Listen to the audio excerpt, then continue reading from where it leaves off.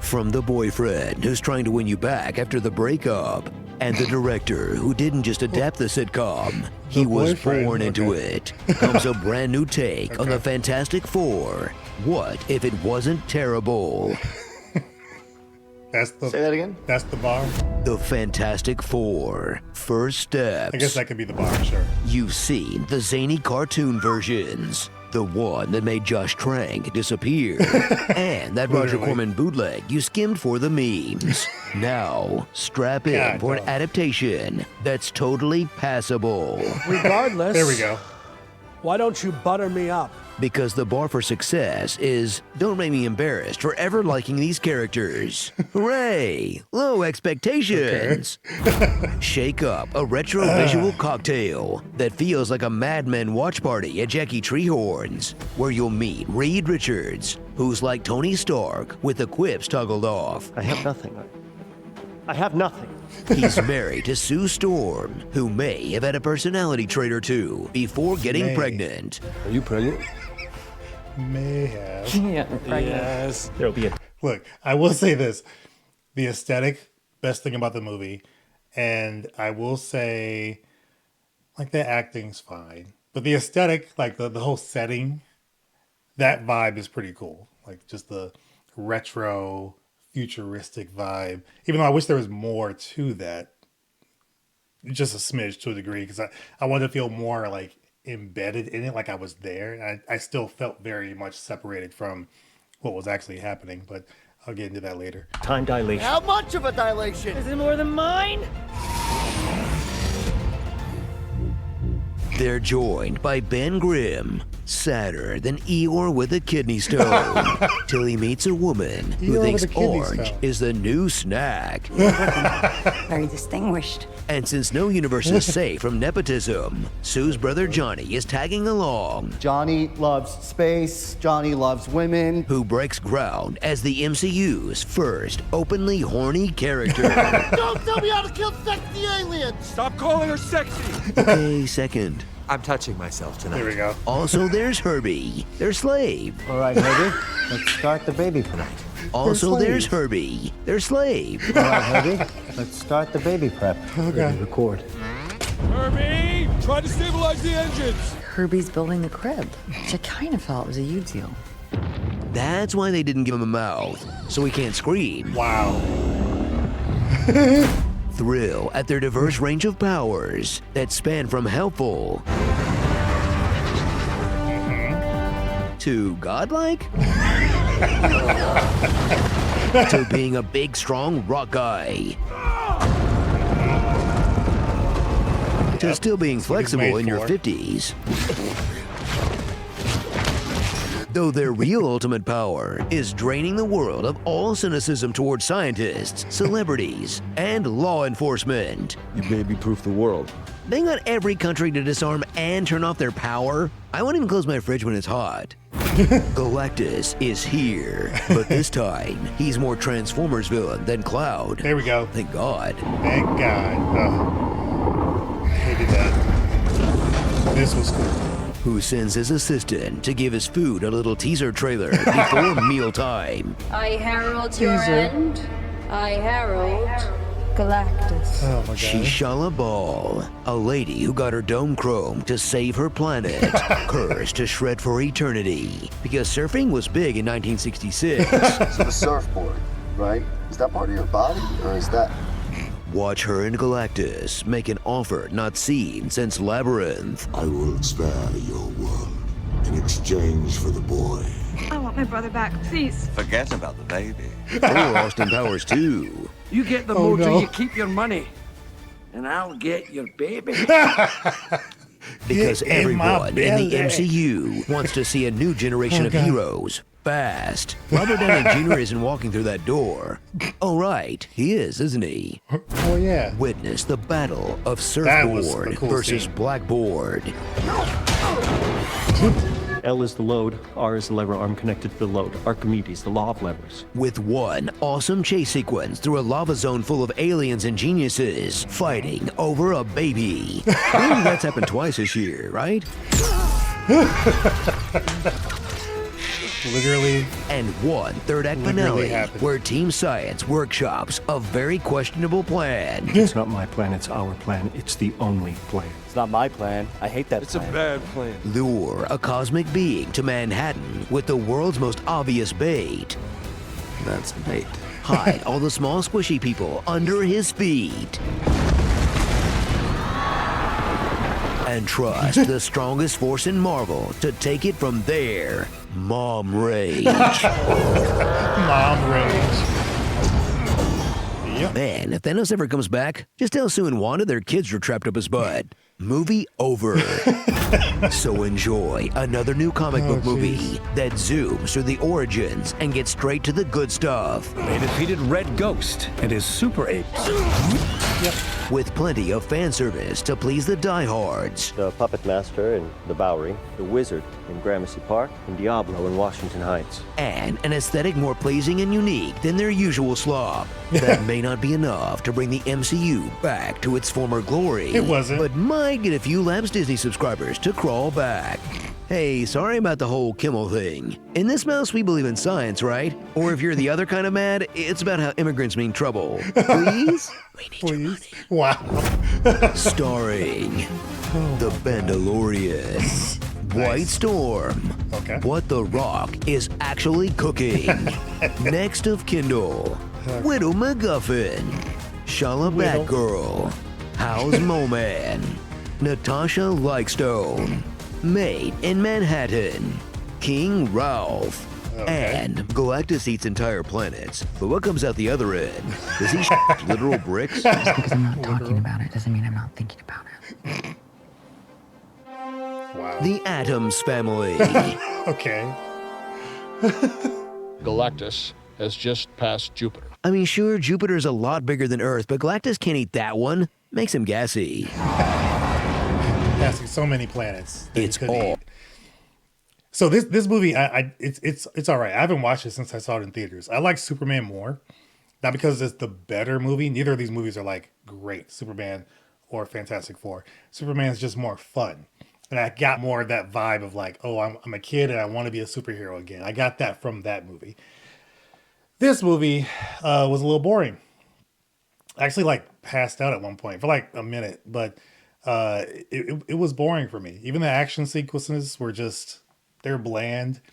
The acting was good, but I didn't feel like I connected to any of the characters. I really don't connect to the Fantastic Four anyway, because they felt very much like they're superheroes, but they're more celebrities than superheroes. I feel like the ones from the 2000s, early 2000s, depicted that a little bit better, even though those movies are terrible.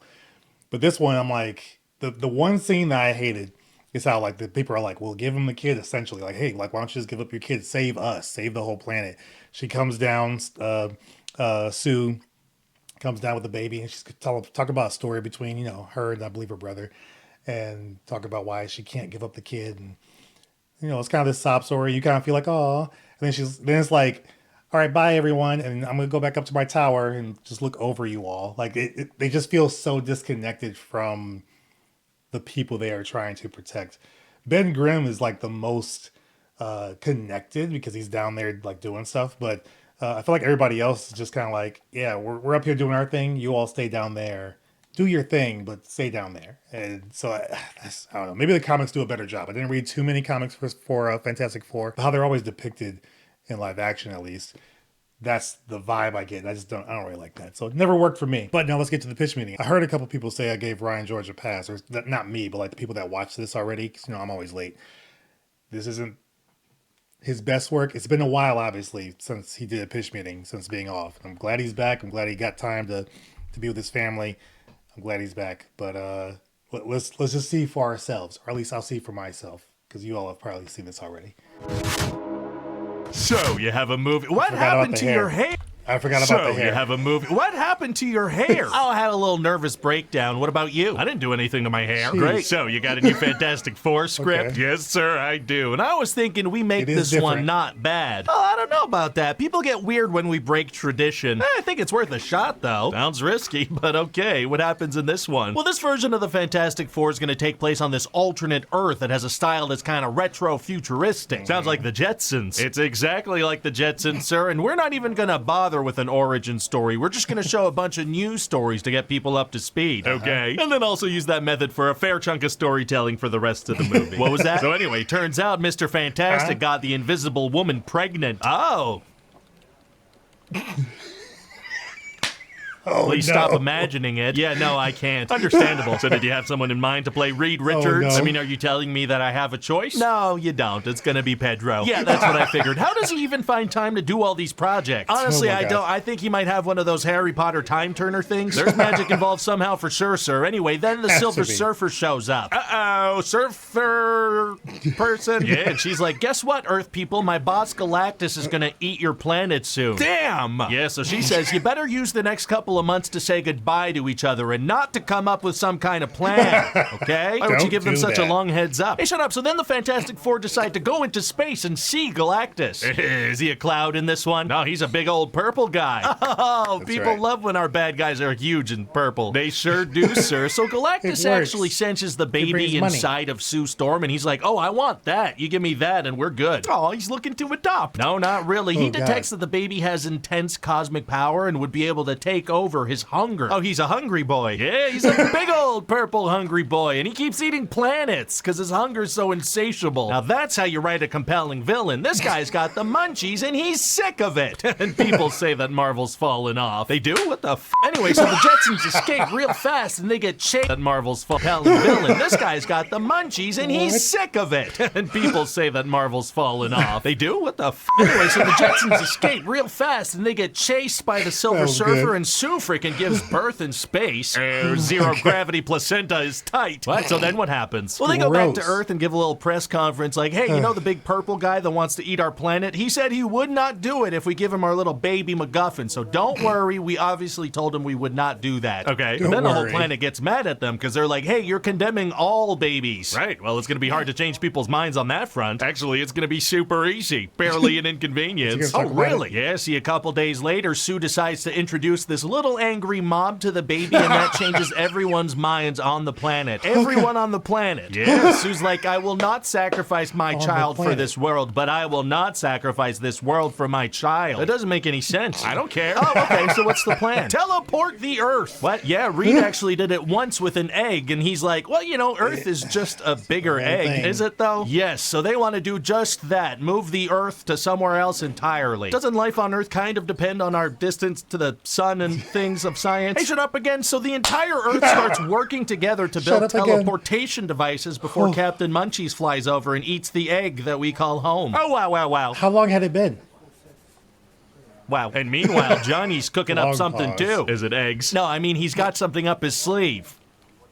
Is it eggs? It's not eggs, no. He uses a little sliver of a tiny transmission from the Silver Surfer to decipher and learn her language. How? By doing it. Neat! Yeah, see, Johnny Storm's not just some dumb jock in this version. No. He's a smart guy with crazy blue contact lenses that make his pupils not respond to light. Why don't we just cast someone with blue eyes? No! Well, okay then. Well, anyway, then they're about to frickin' teleport the Earth, but the Silver Surfer shows up and ruins the whole thing. Oh, dang it! But then Johnny talks to her and he's like, hey, I know your language and your story, so stop being a bad guy. And she's like, I'll think about it. Sick. So now they gotta work on a whole new plan to not die. And what do they come up with? They're gonna use the little baby as bait and hide everyone in New York City underground. What do you mean underground? There's this mole man, and he's got an underground city, so everyone just goes down there. He's got room. So I was reading there was like a lot more to his character in this one, or at least more screen time. Because I feel like they kind of like do a blip and then he shows up again. They maybe talk about him one time in between and then he just shows up. And I forgot he was even a character in this one. I was like, oh, he's here. So I don't know. Maybe would more even help? John Malkovich's character didn't even show up in this one. I think he was like, was he over the monkeys? Or was he the wizard? I don't know. There's a lot that went in on this one. I wish there was, I don't know, is there like a bunch of deleted scenes on the Blu-ray? Or on Disney Plus? Again, I haven't watched it since. I watched it in theaters when it came out. So I don't know.